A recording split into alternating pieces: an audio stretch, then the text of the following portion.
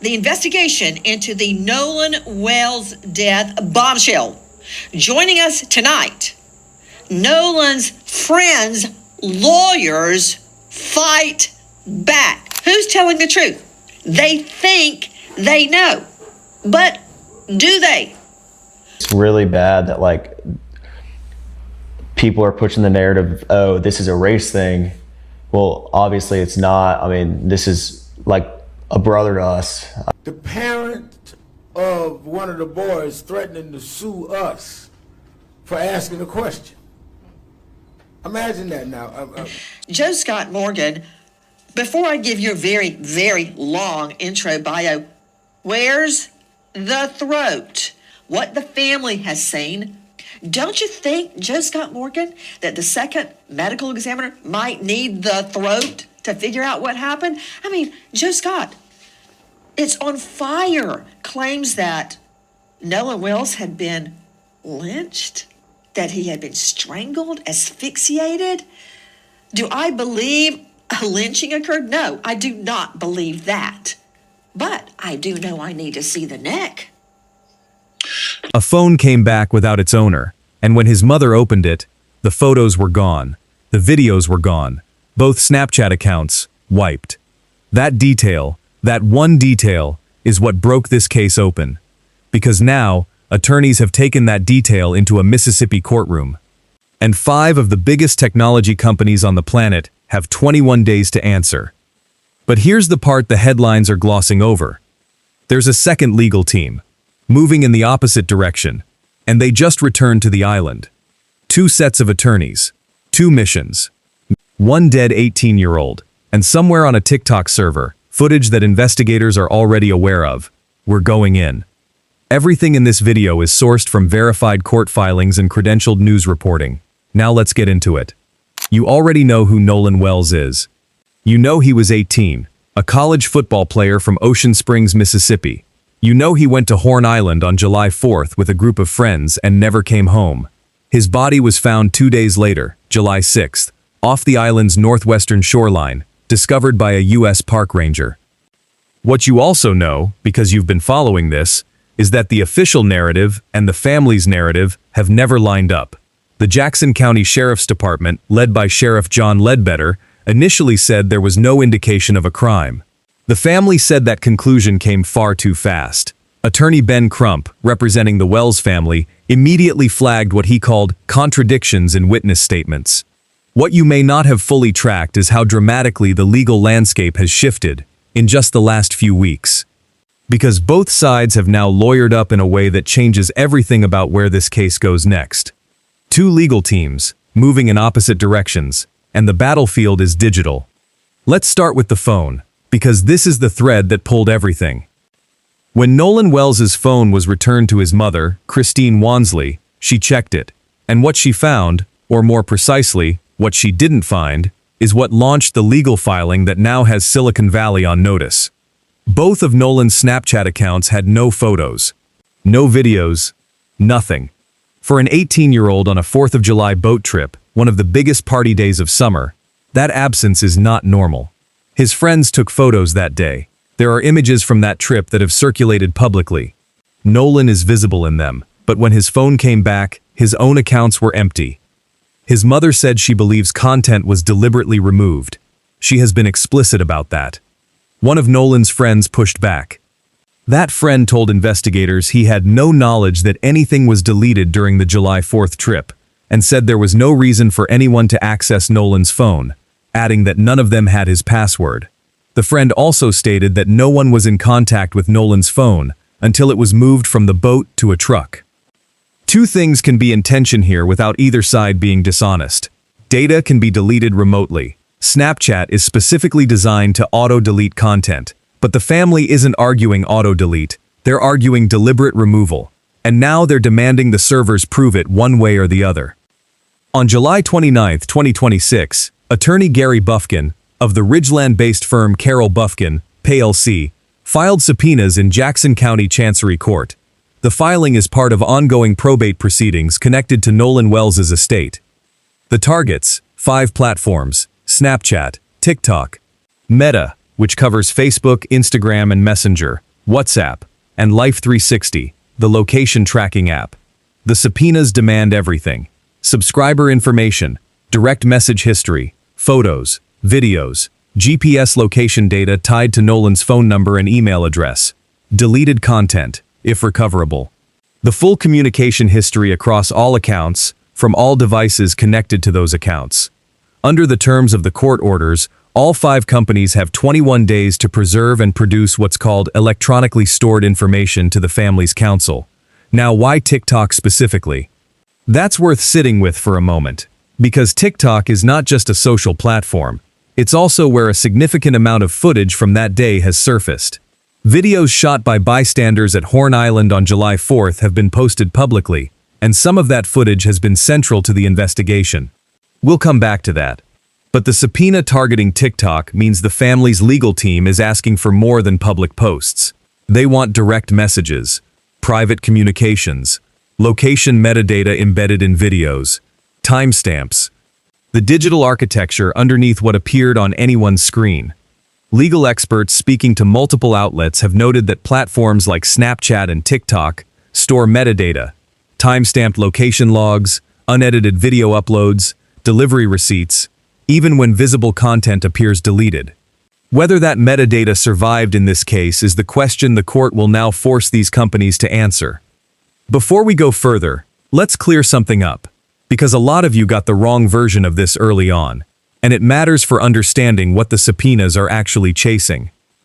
In the days after Nolan's death, a video circulated on social media, footage shot from a boat, showing people on Horn Island in what appeared to be a heated argument. Attorney Ben Crump, at a July 10th press conference, cited that video and said Nolan could be heard in it saying, "Give me my freaking phone. What are you freaking doing?" That clip went everywhere. Then on July 13th, a friend of Nolan's named Tristan Shepard came forward and told ABC News that the voice in that clip was his, not Nolan's. Shepard said the altercation in the video was between him and a stranger, and that Nolan was not involved in that specific incident. When Crump was asked at the press conference how the family knew it was Nolan's voice, he said multiple people had identified it. Shepard's correction flipped that narrative. That clarification matters.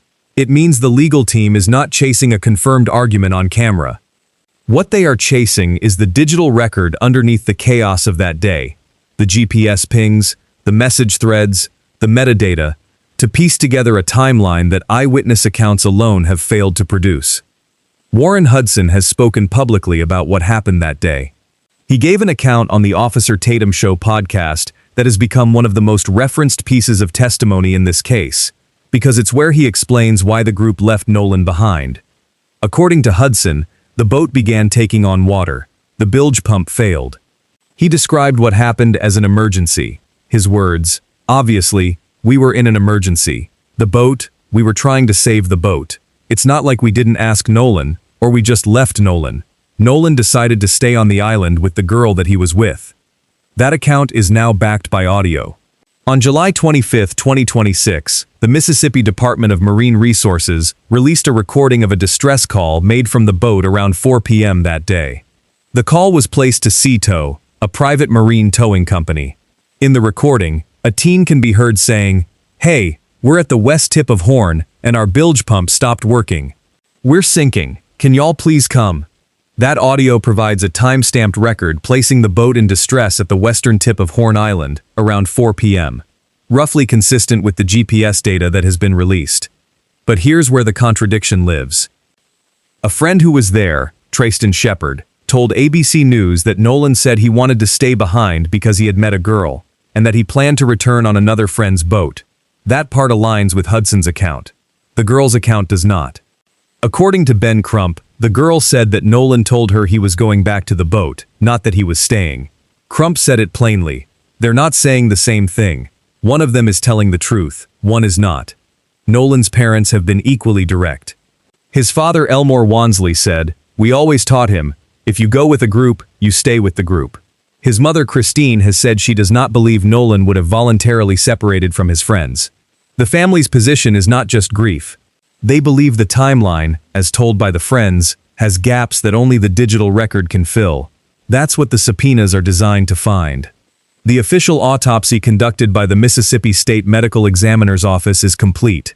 Its findings are sealed, under court order, until the case is presented to a grand jury. That is where the official record sits right now, locked.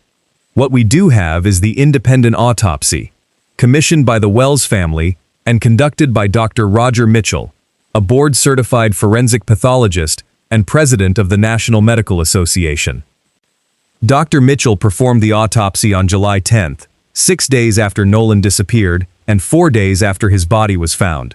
His preliminary findings were announced publicly on July 22nd at the 117th NOC National Convention in Chicago. The conclusion: cause and manner of death, undetermined, pending further investigation. But there were findings. Dr. Mitchell noted red discoloration in the soft tissue at the back of Nolan's head. He also noted that he did not receive Nolan's internal neck structures, specifically the trachea, because they had been retained by the original pathologist. Medical experts speaking to multiple outlets confirmed that retaining neck structures for additional testing is not unusual, particularly if there are concerns about fractures or compression. Dr. Mitchell stated explicitly that he could not rule out non-accidental factors contributing to Nolan's death. There was no toxicology report included in the independent findings. The level of decomposition also complicated the second examination. Nolan's body was in the water for 2 days before discovery. Medical examiners speaking to CNN noted that decomposition can obscure the presence or absence of bruising, and that a second autopsy is inherently more difficult than the first. What that means practically: the official autopsy, currently sealed, may ultimately contain significantly more information than the independent one. The state pathologist had access to the full investigative file, the scene findings, and the retained tissues. Dr. Mitchell did not. The grand jury will see what we have not. Nolan Wells was buried on July 20, 2026, at Center Point Church in Ocean Springs, Mississippi. The service was officiated by Reverend Al Sharpton, and it was there that the reward money became real. Sharpton announced a $50,000 reward from himself and the National Action Network for information leading to an arrest and conviction. During the service, he received a text from filmmaker Tyler Perry, who matched the amount. That brought the combined Sharpton and Perry reward to $100,000. Combined with contributions from others, including Terrell Owens, the total reward pool reached $125,000. Colin Kaepernick had previously funded the independent autopsy. Then, separately, and this is the part that shifted the energy online, Warren Hudson's father announced his own reward, $50,000, for information leading to an arrest and conviction. The internet's reaction to that announcement was immediate and sharp.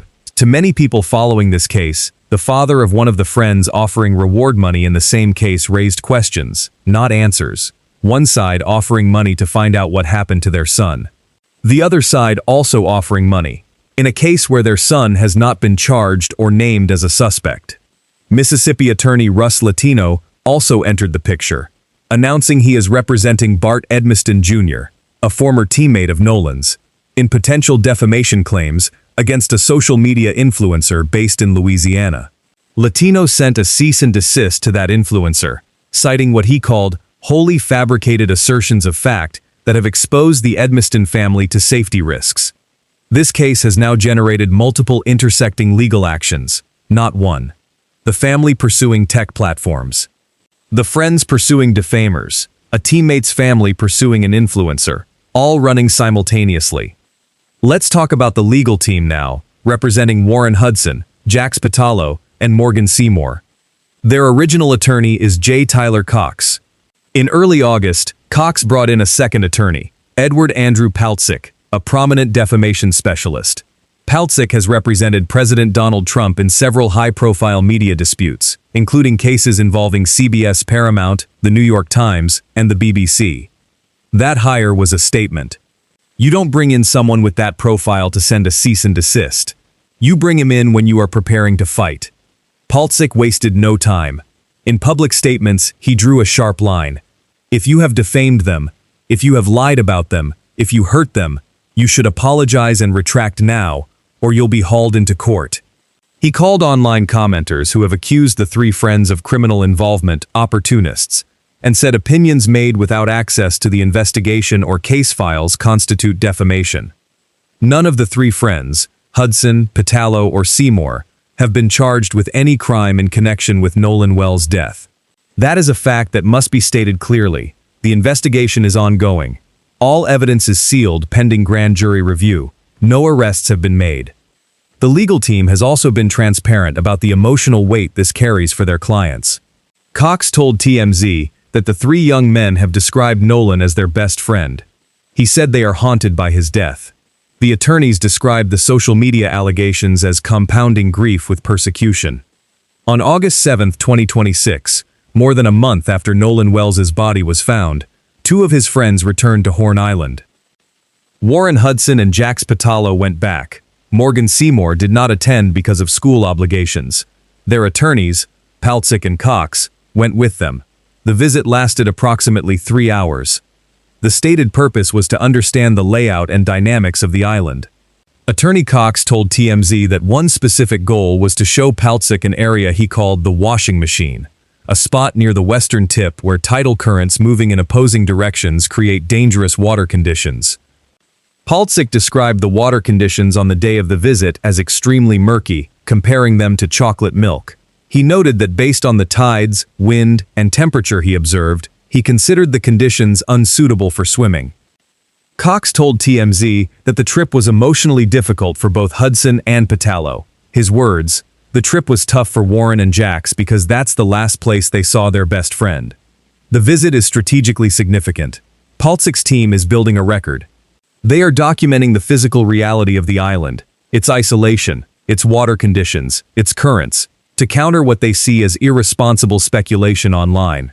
Horn Island is a federally protected barrier island, approximately 10 miles off the Mississippi coast.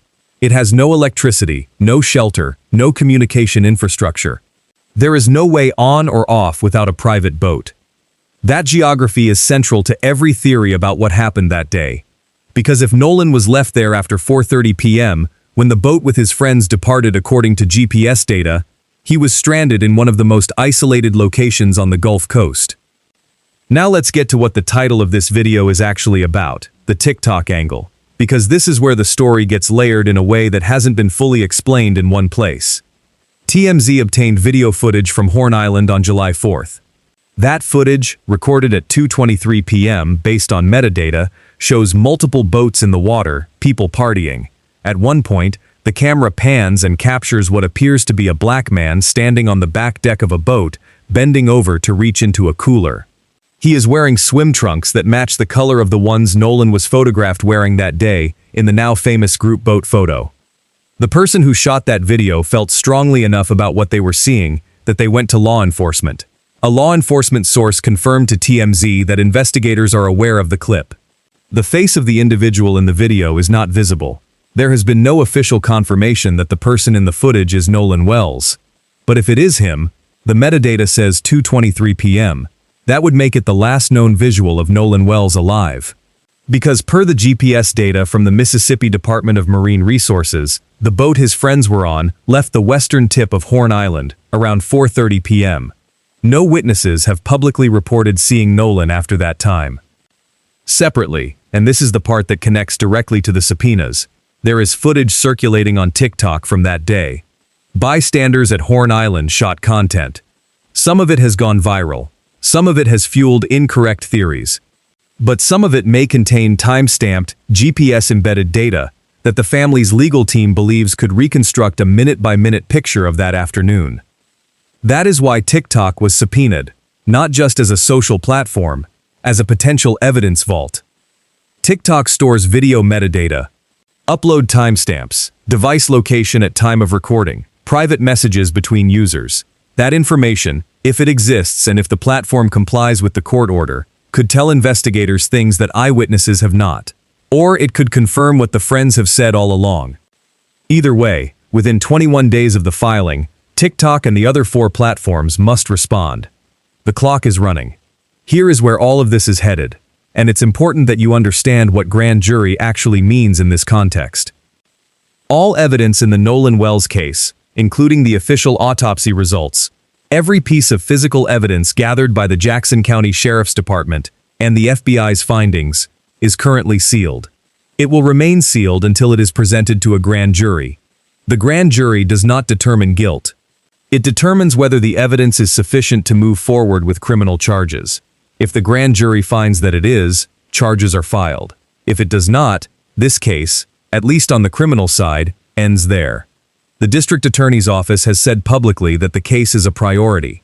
The FBI is assisting with the investigation and is also separately investigating threats made against the Wansley family, against law enforcement, and against others connected to the case. What the subpoenas add to this picture is significant. The family's civil attorneys are not waiting for the grand jury.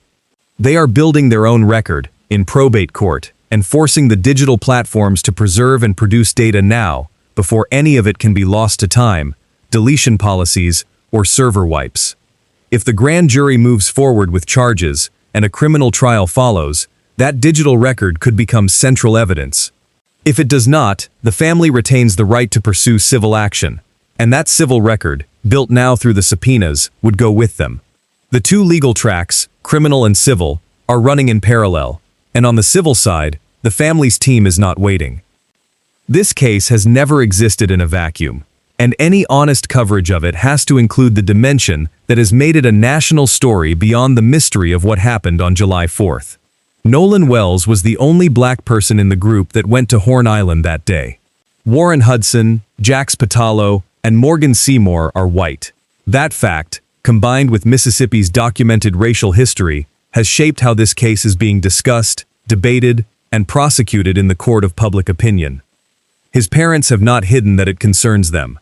His mother, Christine, has said the speed with which authorities initially concluded there was no indication of crime made both her and Nolan's father uncomfortable.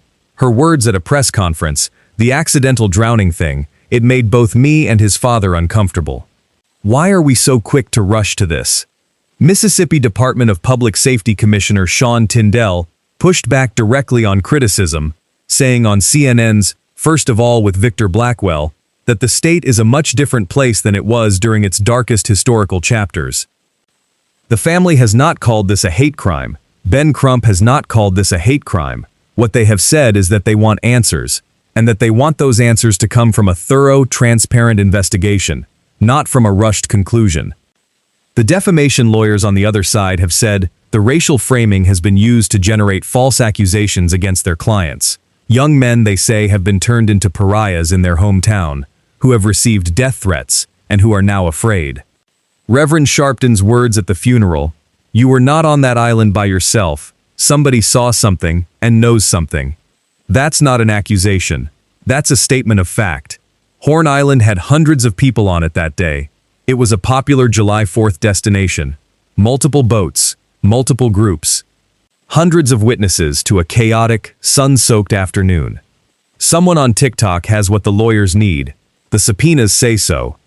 Let's cut through everything and talk about what this case actually hinges on at this point. The first pressure point, the official autopsy. It is sealed.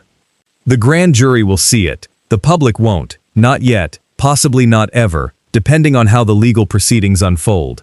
But whatever is in that report will be the single most important piece of evidence in this case.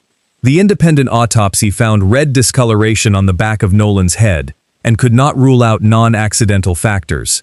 The official autopsy had the full picture. If those findings align, or contradict, everything else becomes secondary.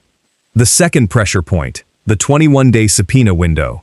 The 5 platforms have until roughly mid-August to comply. What they produce, or what they say they cannot produce, will either confirm or challenge the phone data question. If Snapchat's servers show that content was deleted from Nolan's accounts from a device other than his own, that is a fundamentally different legal situation than if the data shows standard auto-deletion. The Jackson County DA's office, as well as our forensic team, and possibly the FBI, we're going to together download and examine the phone. So it's done one time with everybody together, right? This is very common in the law. This is what is supposed to happen. We are waiting for the DA to determine the time, the place, the date. Let us know, and we are going to be there with our forensics team and anybody else, but it's done one time, one examination. We're ready for it to happen. The third pressure point, the TikTok footage. The video TMZ obtained, recorded at 2:23 p.m. on July 4th, is potentially the last known image of Nolan Wells alive, but it has not been confirmed. If TikTok's server data includes similar footage, time-stamped, GPS tagged, from multiple devices in that area of Horn Island that afternoon, investigators have a way to reconstruct the timeline that doesn't rely on eyewitness memory. The fourth pressure point, the defamation cases. Paltzik has made clear these are active preparations, not threats. He has said his team is combing through social media for defamatory statements. Anyone who has published what the legal team considers false accusations against Hudson, Pitalo, or Seymour is a potential defendant.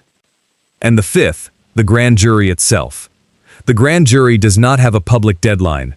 The digital evidence now being collected through the subpoenas could either accelerate that process, if it produces something definitive, or add layers that take months to analyze. Here is what we do not know. We do not know what the official Mississippi State autopsy found. That information is sealed. We do not know what happened to the content on Nolan's Snapchat accounts, whether it was deleted deliberately, deleted automatically, or simply never uploaded to begin with. The subpoenas may answer that. We do not know the identity of the girl Nolan was said to have stayed behind with, or what her full account of that afternoon contains. We do not know the exact moment Nolan became separated from anyone who could have helped him, or what the water conditions were at 4:30 p.m. when the boat left. We do not know what the TikTok footage, if recovered in full from the platform's servers, will show about the hours between 2 p.m. and 4:30 p.m. on July 4th. And we do not know what the grand jury will ultimately decide. What we do know is that the case has not slowed down. It has accelerated. The legal machinery is now running on multiple tracks simultaneously, and the 21-day window on those subpoenas means that within weeks, some of those unknowns may become known. Nolan Wells was 18 years old. He was heading into college football. His parents say he was the kind of son who called home. He went to an island to celebrate a holiday with people he knew. He didn't come back. His mother opened his phone and found silence where there should have been summer. And from that silence, she built a legal case that is now pointed at 5 of the biggest technology companies in the world. Whether those platforms return something that changes what we know, or confirms what some have already concluded, is a question the next few weeks will begin to answer. But the digital record does not lie. Metadata doesn't grieve. Servers don't protect anyone. And the attorneys on both sides of this case know it. Stay on this one, because the 21 days are already running. If this video gave you something the other coverage missed, subscribe, hit the notification bell. We follow this case with sourced facts, not speculation. Every update will be here. This video was produced for informational and educational purposes only.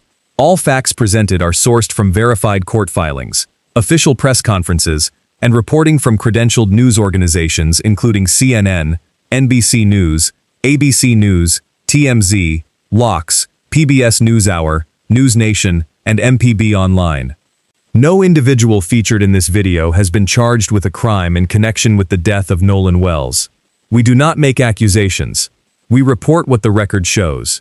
If you have information relevant to this case, contact the Jackson County Sheriff's Department or Attorney Ben Crump's office.